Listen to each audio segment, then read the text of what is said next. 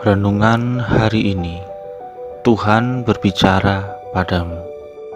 Kita mengekspresikan perasaan dan pikiran kita itu salah satunya dengan kata-kata atau dengan berbicara. Demikian juga dengan Tuhan.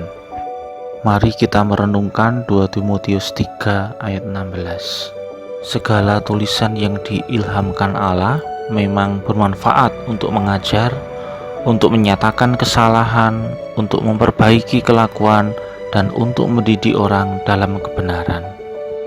Jadi Tuhan berbicara salah satunya melalui firman-Nya.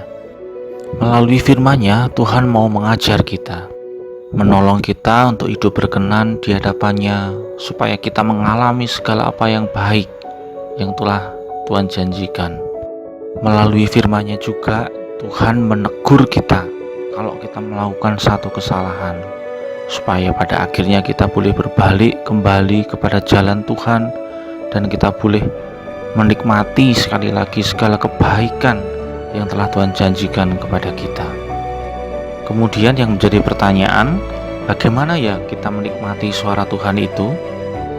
Ada beberapa hal praktis yang bisa kita mulai kerjakan. Yang pertama, kita bisa menyediakan waktu untuk membaca firman Tuhan. Kita juga bisa menyediakan waktu untuk mendengarkan firman Tuhan dari hamba Tuhan yang lain. Kita juga bisa menyediakan waktu untuk belajar memperdalam pengertian-pengertian dari firman Tuhan itu.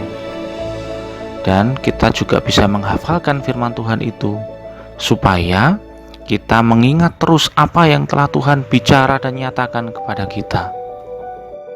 Dan yang tidak boleh dilupakan waktu kita membaca, mendengarkan, mempelajari, dan menghafal firman Tuhan, yaitu dengan merenungkannya. Hal sederhana yang bisa kita mulai dengan merenungkan firman Tuhan, yaitu dengan bertanya, apa ya arti dari firman Tuhan yang saya baca, atau saya dengarkan, atau saya pelajari, atau saya hafalkan ini. Kemudian kita melihat bagaimana dengan hidup saya jika dibandingkan dengan firman Tuhan yang saya nikmati ini. Dan yang terakhir, apa ya yang bisa saya mulai lakukan, atau hal-hal praktis apa yang bisa mulai saya kerjakan supaya hidup saya ini bisa sesuai dengan firman Tuhan yang saya nikmati ini.